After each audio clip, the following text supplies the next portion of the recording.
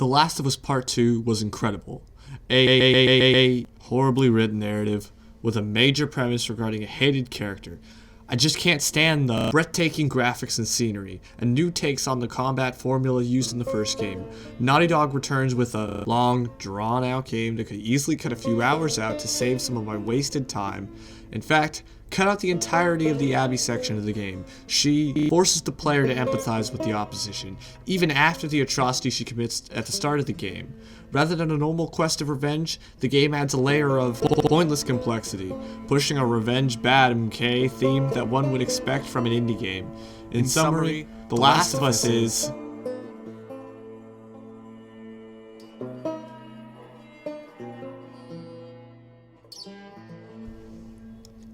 The Last of Us 2, a game that has been hyped for years now, is finally released. It was directed by Neil Druckmann and created by the studio Naughty Dog. After the smash hit prequel that had released years prior for the PS3 and remastered for the PS4, the sequel was long anticipated by fans of the series. And those are the last words that everyone watching this video will agree upon. This game is controversial, and not just one portion of the game either. Go online to Reddit, YouTube, Twitter, everyone has a different take, using every adjective in their grandmother's dictionary. While the crowd of people against the game seems to be louder, search deep enough and one can find those who enjoyed the game, even more than just a little. Donkey is an example.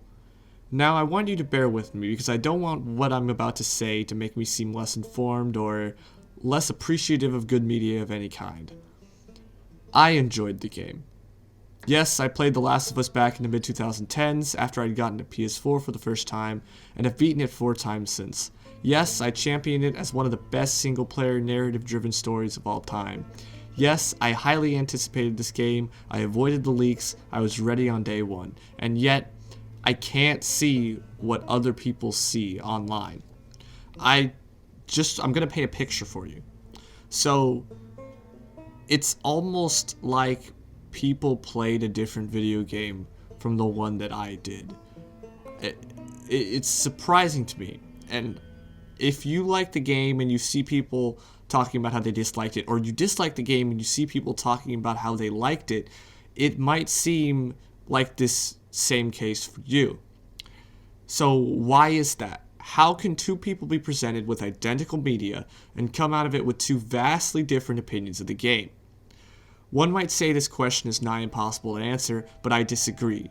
And perhaps, if you disagree and you didn't like the game, I hope to shed light on what I saw as I played it.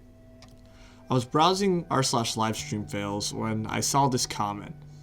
I'm hiding their name, obviously, but this was the Rosetta Stone that allowed me to get a closer look into figuring out what other people see in this game.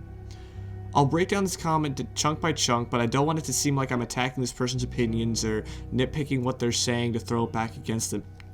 This is honestly what I saw as I was playing the game. If you disliked it, I want you to see what I see within this game. It's not that people didn't want to hear Abby's story. It was that her story was badly written and conveyed.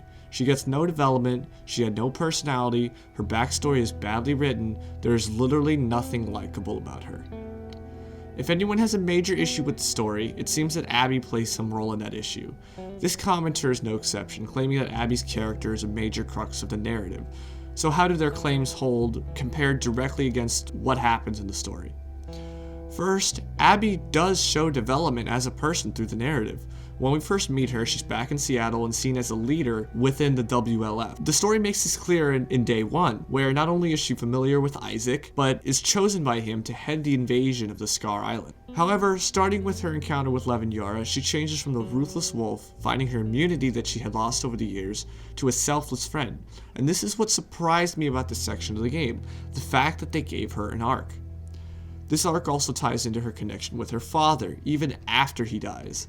In the opening flashback of this section, he specifically goes out of his way to help the zebra trapped in the barbed wire. After Abby saves Levin Yara from the scars in day 2, she dreams not of her dead father or friends, but of him, smiling at her. This wholly reflects his attitude about others' lives and shows that in saving Levin Yara in an act of selflessness, Abby gains some closure with her father. By the end of the game, Abby makes a complete return to the spirit, searching for the fireflies. Her arc was completed. I'm going to skip a few lines because I feel like this next section ties into this claim. No one in the game was a good person nor the hero.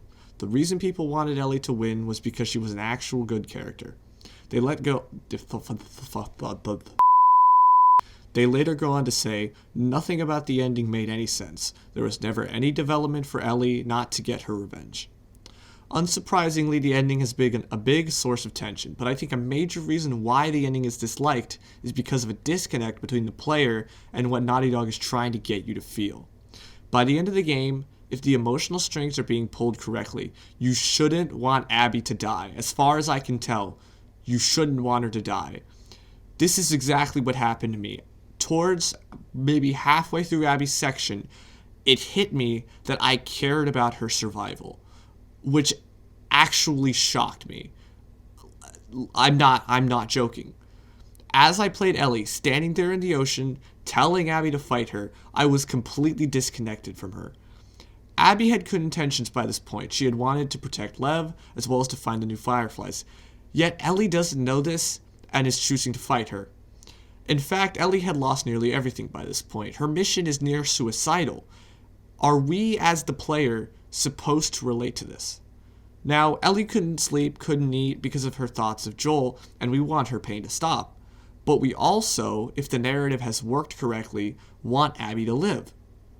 If a person played this game and never grew to like or forgive Abby for her killing of Joel, the latter half of the game must be confusing or downright shitty. And I don't blame them. Ellie, the character we had grown to love through The Last of Us 1, is who Abby is fighting. Of course players would never want to see her taken down. But that's the game. Ellie isn't untouchable, isn't a reflection of the player. She's a character in a story, making her own decisions and mistakes. And I think that is the disconnect that is alienating a lot of players. The fact that you as the player are not Ellie. This is a big jump from the first game, where the player was only Ellie and Joel, who were almost always on the same side. Therefore, as the player, you would have no choice but to get caught up in the emotions and motives of them. But this is not the case in the sequel. I don't mean to say you shouldn't feel for Ellie. You should feel for Ellie, but you should also feel for Abby if the narrative is making you feel the way it's intended to feel. Personally, I think I felt what the narrative intended, was that I cared for both Abby and Ellie by the end of the story.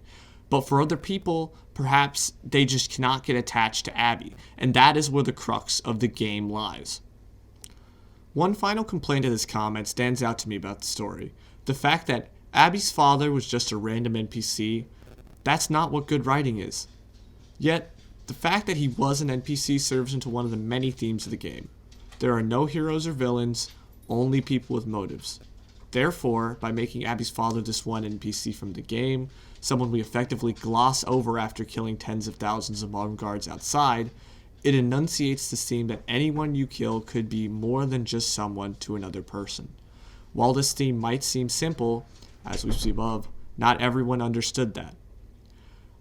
I don't want to run long, and I want to make more videos focusing on more narrow aspects of the story, but I have one more topic to cover. Why doesn't Ellie kill Abby at the end of the story? I've already mentioned that the player isn't supposed to want her dead, but what reasons are there within the story? I have two suspicions. One, and seemingly the more easily spotted one, is the fact that she didn't think that Joel would want it. As Ellie drowns Abby, we see Joel playing the guitar, which was moments before his last conversation with Ellie. In this conversation, he discusses how he feels about having saved her, and that he would do it all again.